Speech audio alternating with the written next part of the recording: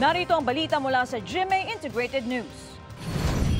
Nababahala ang maraming mangingisda sa Zambales sa gitna ng mga pangaharas ng Chinese vessels sa West Philippine Sea ayon sa National Security Council.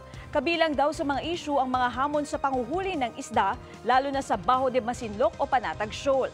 Nakapulong ng ahensya ang mahigit 150 mangingisda sa Subic, Santa Cruz at Masinloc kaugnay niyan. Tiniyak naman ng NSC sa mga mangingisda na dinagdagan ng gobyerno ang presensya nito sa West Philippine Sea tulad ng mga rotational presence ng PCG o BFAR.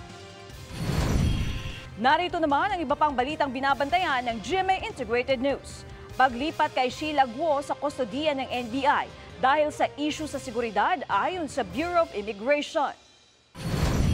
Ibinugang asupre o sulfur dioxide ng Bulkang Canlaon sa nakalipas na 24 oras. Dumami at nasa halos 9,000 tonelada.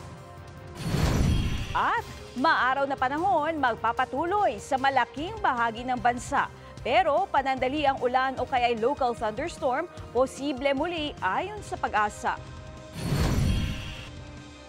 Para sa mas malaking misyon at mas malawak na paglilingkod sa bayan, ako po si Katrina Son ng GMA Integrated News, ang News Authority ng Pilipino.